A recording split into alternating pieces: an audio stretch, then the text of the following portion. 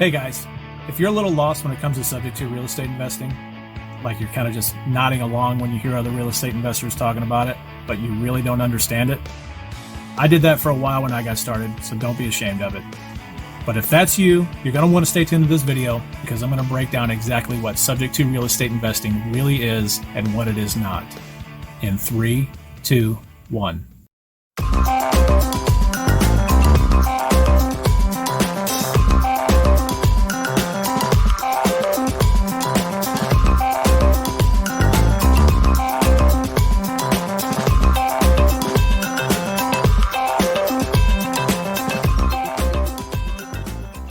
Okay, before we get started, I need 3 things from you. Number 1, I need you to subscribe to this channel. Number 2, click the bell to be notified anytime a new video is posted. And number 3, tell all your friends and colleagues that there's a new channel on YouTube dedicated to creative real estate investing. Thank you for doing that. I really appreciate you. Now let's jump into this. As you know from watching all of my previous videos, my name is Jeff Kaufman, and at the time of this recording, I am approaching nearly $8 million in acquisitions, but I've done it all using creative financing, mainly subject to. I often make the mistake of assuming that people understand what I'm talking about when I start rambling about subject to financing.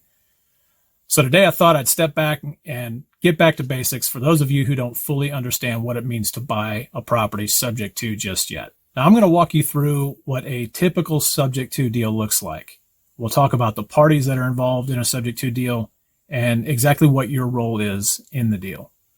So let's just answer the question, what in the heck is subject to financing? Let's head over to the computer and I'll show you.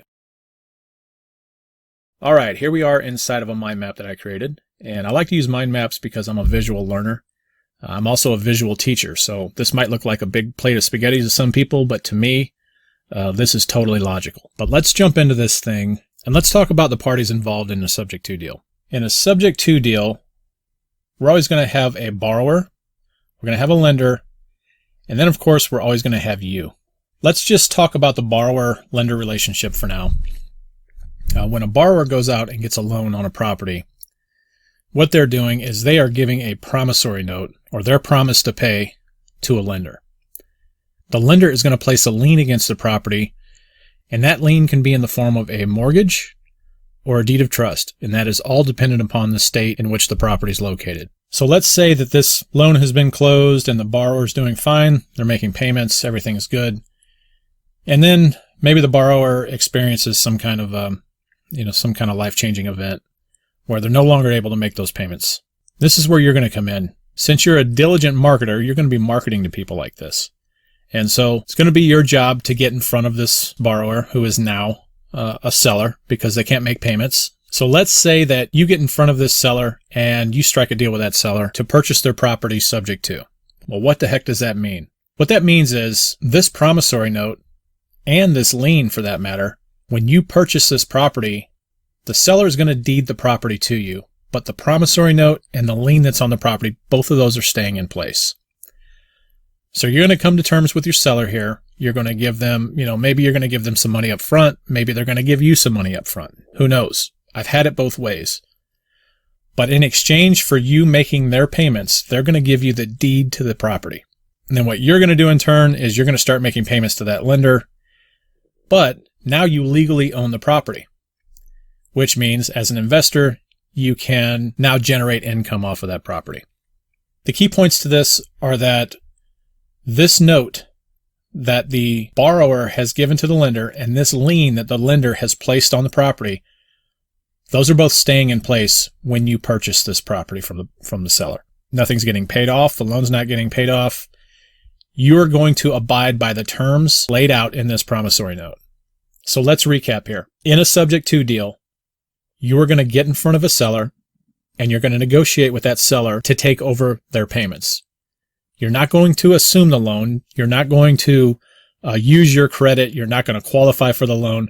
Your only qualification is the trust and rapport that you've built with the seller. That's it. But you've come in, you've struck a deal with the seller. You're going to take over their payments. The seller is going to deed the property to you. You're going to start making payments directly to the lender. And now since you legally own that property, you can use that property to generate income for yourself, whether that be passive or, maybe you're going to do a quick flip or something like that. The key points, the note and the lien both stay in place. You're just paying the lender according to the terms on the note. If you stop paying, the lender can absolutely foreclose on that property, just as they would the original borrower. So that's it. That's all there is to this. Subject to seems very complicated, but if you look at it in this context, it's really quite simple. And buying a house subject to is 100% legal in all 50 states, no question. You can do this. So if you're an honest person, you have some integrity, and you're a vigilant person about making payments on things, subject to would be a perfect fit for you. All right, hey guys, if you want to know more about subject to real estate investing, head on over to my website, sub2empire.com. The link is in the description, along with a link to a really indispensable calculator that I use to evaluate every single subject to deal that I do. And I'll also throw the link to the mind map that I shared in this video as well. If you like this video, go ahead and click the like button, and then go out and check out our other videos on the Let's Talk Subject To channel. We're not holding anything back on this channel. We want to deliver top-notch value. I appreciate your support. Have a great one. We'll see you next time.